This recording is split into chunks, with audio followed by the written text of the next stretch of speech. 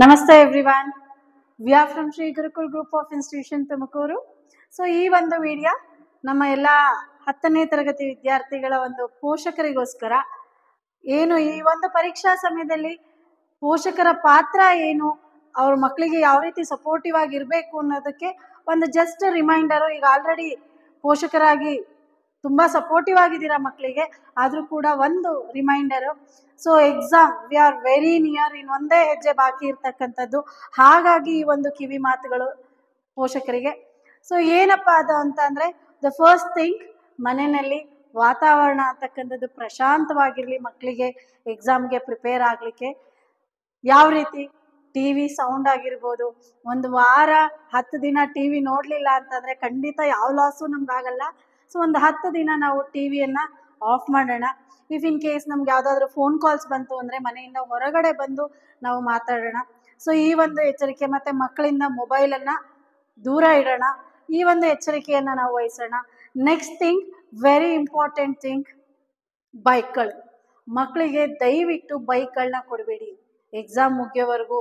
ಹೌದು, ನಮಗೆ ಗೊತ್ತು ನಮ್ಮ ಮಕ್ಕಳು ತುಂಬ ಚೆನ್ನಾಗಿ ಗಾಡಿ ಓಡಿಸ್ತಾರೆ, ವಿ ಆರ್ ವೆರಿ ಕಾನ್ಫಿಡೆಂಟ್, ಅವನು ಎಲ್ಲೂ ಬೀಳಲ್ಲ ಏಳಲ್ಲ ಅಂತ ಹೇಳಿ. ಬಟ್ ಆದರೂ ಕೂಡ ಮುನ್ನೆಚ್ಚರಿಕೆ, ಎಕ್ಸಾಮಿಗೆ ಕರ್ಕೊಂಬರ್ಬೇಕಾದ್ರಾಗಲಿ, ಎಕ್ಸಾಮಿಂದ ಮನೆಗೆ ಹೋಗ್ಬೇಕಾದ್ರಾಗಲಿ ದಯವಿಟ್ಟು ಅವ್ರುಗಳಿಗೆ ಗಾಡಿಗಳನ್ನ ಕೊಡಬೇಡಿ. ನೀವೇ ಗಾಡಿನಲ್ಲಿ ಕರ್ಕೊಂಡು ಬಂದು ನೀವೇ ಗಾಡಿನಲ್ಲಿ ಕರ್ಕೊಂಡು ಹೋಗಿ. ಸೊ ಇಬ್ಬರೂ ಕೂಡ ವರ್ಕಿಂಗ್ ಇರ್ತಕ್ಕಂಥ ಪೇರೆಂಟ್ಸಿಗೆ ಆಟೋ ಏನಾದರೂ ವ್ಯವಸ್ಥೆ ಮಾಡಿ ಮಕ್ಕಳುಗಳನ್ನೇ ಗಾಡಿಗಳನ್ನ ಕೊಟ್ಟು ಕಳಿಸ್ಬೇಡಿ. ಎಕ್ಸಾಮ್ಗೆ ಹೋಗ್ಬೇಕಾದ್ರೆ ಎಕ್ಸಾಮ್ ಟೆನ್ಷನ್ನಲ್ಲಿರ್ತಾರೆ, ಎಕ್ಸಾಮ್ ಮುಗಿದ್ಮೇಲೆ ಚೆನ್ನಾಗಿ ಬರ್ದಿರ್ತೀವಿ ಅಂತಕ್ಕಂಥ ಎಕ್ಸೈಟ್ಮೆಂಟಲ್ಲಿರ್ತಾರೆ. ಹಾಗಾಗಿ ದಯವಿಟ್ಟು ಮಕ್ಕಳಿಗೆ ಗಾಡಿಗಳನ್ನ ಕೊಡಬೇಡಿ. ಗಾಡಿಗಳಾಗಿರ್ಬೋದು, ಸೈಕಲ್ಗಳಾಗಿರ್ಬೋದು, ಯಾವುದೋ ಬೇಡ, ನೀವೇ ಪಿಕಪ್ ಮಾಡಿ ನೀವೇ ಡ್ರಾಪ್ ಮಾಡಿ.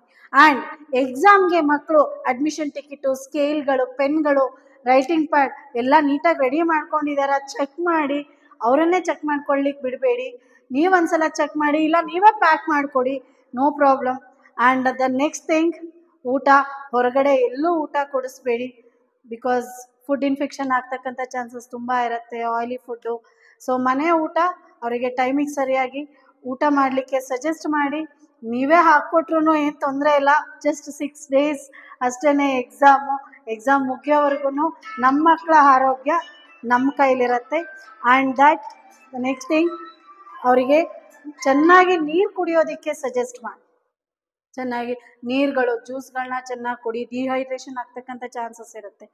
And the very important thing, ಅವರು ಓದ್ಕೋಬೇಕಾದ್ರೆ ಪಕ್ಕದಲ್ಲೇ ಕೂತಿದ್ರೆ ಟೆನ್ಷನ್ ಆಗ್ತಾರೆ, ತುಂಬ ಕಾನ್ಷಿಯಸ್ ಆಗ್ತಾರೆ.